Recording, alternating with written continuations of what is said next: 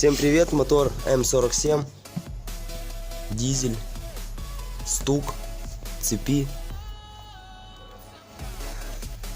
Серега, крутнешь?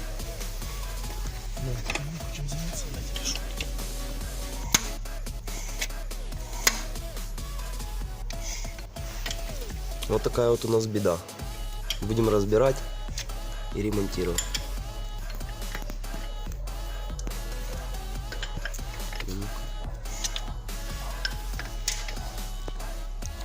Скорее всего, причина — заклинил натяжитель.